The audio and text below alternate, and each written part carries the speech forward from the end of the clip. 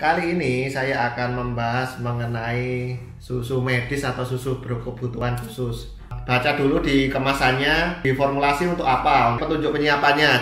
Yang perlu dicek di sini adalah tanggal kadaluarsa. Pastikan minimal ya 1 tahun.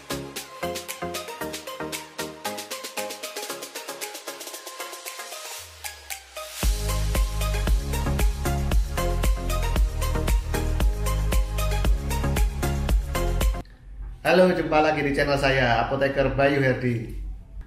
Jadi susu medis atau susu berkebutuhan khusus itu adalah susu yang diformulasikan untuk memenuhi nutrisi seseorang yang asupan dari dalam tubuhnya itu kurang. Jadi contohnya kalau misalkan orang habis sakit, tidak bisa untuk makan atau minum secara langsung, jadinya perlu nutrisi yang suplai dari luar.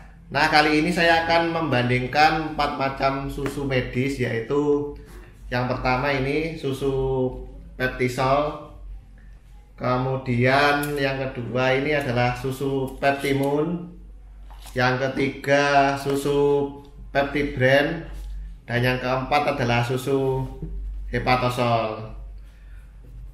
Nah, ini merupakan susu-susu yang diformulasikan untuk dewasa. Jadi susu medis itu kan nggak cuma untuk dewasa aja, jadi yang lebih banyak macamnya itu malah susu medis untuk bayi atau anak-anak. Nah, ini yang saya bahas di sini saya batasi susu untuk kebutuhan nutrisi dewasa atau lansia. Nah, di sini yang saya bahas pertama kali adalah susu Peptimun. Ya, seperti ini penampakannya.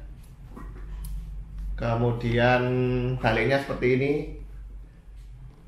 Nah, dari depan ini yang saya bahas dari kemasannya itu di sini jelas Peptimun. Kemudian di sini disebutkan pangan untuk keperluan medis khusus pada pasien yang mengalami defisiensi glutamin.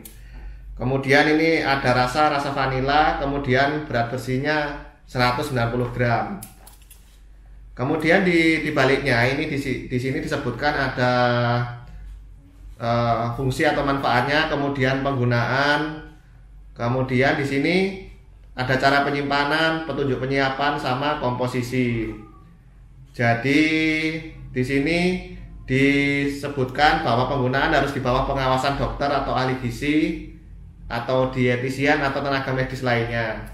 Cara penyiapannya, jadi larutkan 5 sendok takar plus minus 63 gram ke dalam 200 ml air matang hangat, aduk hingga larut.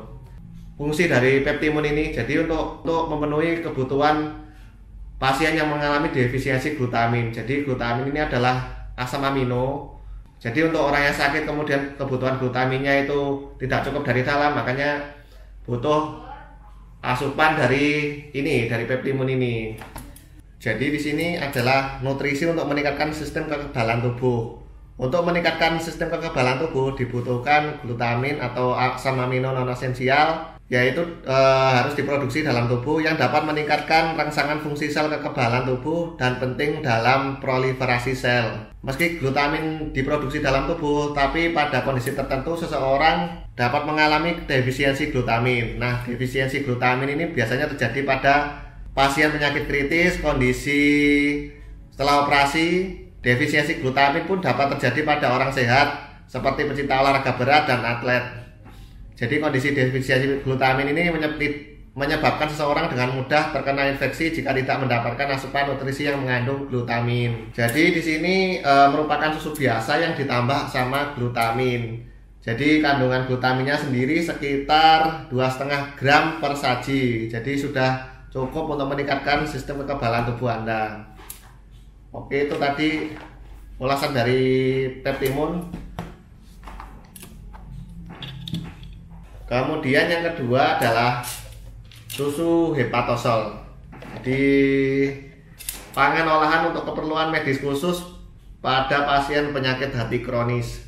Jadi ini rasanya ada coklat dan berat bersihnya lebih berat dari tadi, yaitu 240 gram terbagi dalam 3 saset. Jadi per sasetnya sekitar 80 gram. Jadi satu saset ini sekali minum, dosis sekali minum. Di baliknya ini ada Fungsi atau manfaat dari hepatosol ini, penggunaannya bisa secara langsung diminum, bisa melalui sonde, penggunaan berdasarkan konsultasi dan pengawasan dokter atau ahli gizi. Untuk penyiapannya, jadi untuk membuat satu larutan, tambahkan 1 saset ke dalam 300 ml air. Di sini ada komposisinya, kemudian ada cara penyimpanan. Terus keunggulan hepatosol ini apa? Yaitu karbohidratnya 71% sebagai sumber energi. Jadi dapat mencegah pemecahan glikogen hati dan mencegah hipoglikemi. Jadi kalau misalkan fungsi hatinya sudah terganggu, maka hati itu nggak boleh bekerja secara berat. Jadi kebutuhan asupan yang harusnya disuplai oleh hati harus digantikan secara dari luar. Di sini ada protein sekitar 19%, yaitu asam amino rantai cabang, yaitu untuk memperbaiki keseimbangan dengan asam amino aromatik sehingga dapat mencegah asam amino aromatik masuk ke sawar otak sehingga menyebabkan ensefalopati atau penurunan kesadaran serta membentuk massa otot. Jadi kalau pasien yang sudah penyakit hati itu kan biasanya ada komplikasi bernama hepatic encephalopathy. Jadi kalau seperti itu pasien membutuhkan asupan asam amino yang bercabang, jadi bukan yang aromatis. Jadi bercabang ini untuk memperbaiki proses pemulihan dari hepatic encephalopathy ini, kemudian mencegah asam amino aromatik masuk ke dalam sawar darah otak yang dapat memperparah penyakit hepatic encephalopathy. Kemudian di sini lemaknya cuma 9%, yaitu medium chain triglyceride sebagai lemak yang siap dirubah menjadi energi dan tidak membebani kerja hati sehingga aman untuk pasien gangguan hati.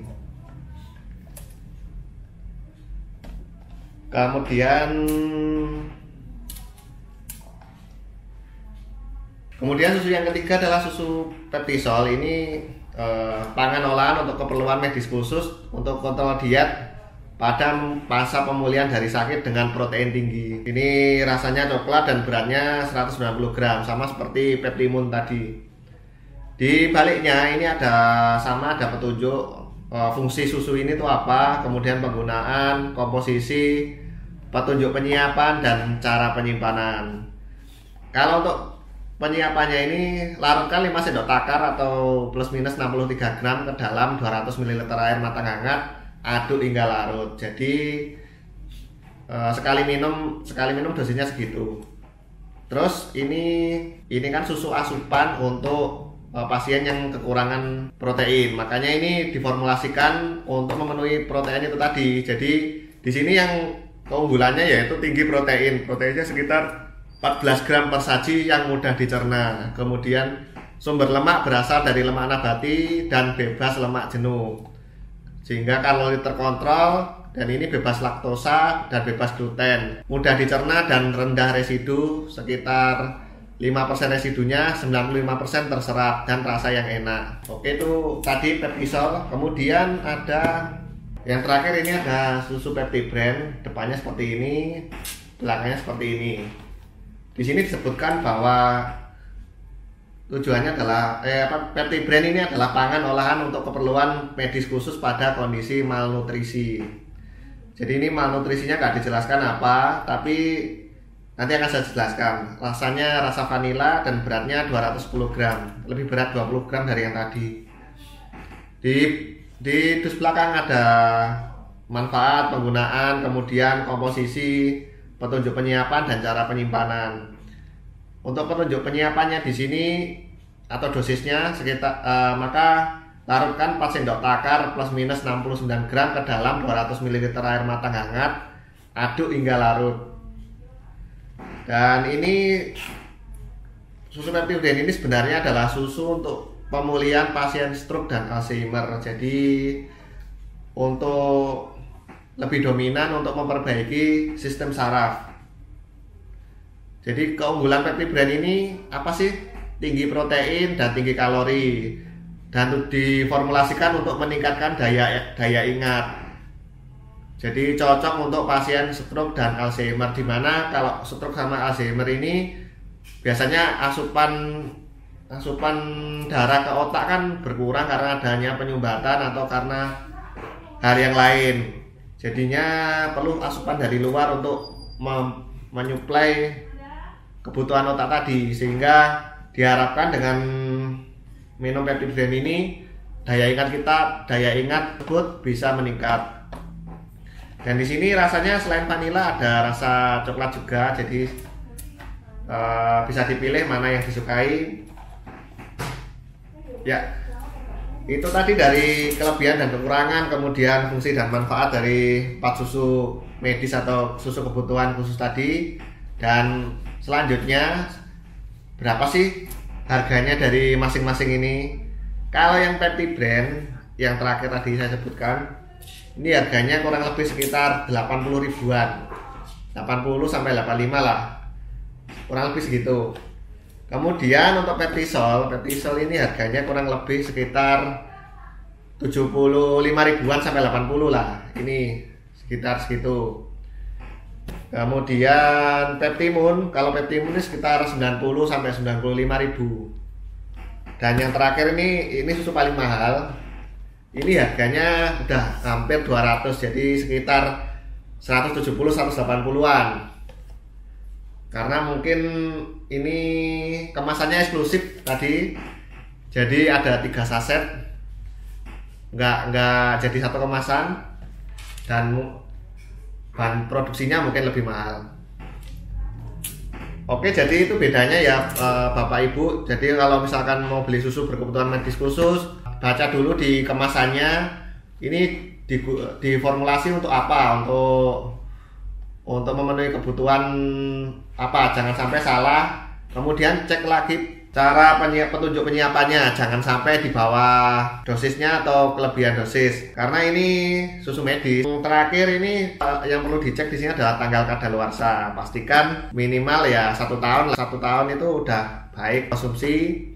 Ya mentok-mentok 6 bulan sebelum ED masih bisa digunakan. Kalau bisa yang paling baru, yang baru rilis dari pabrik.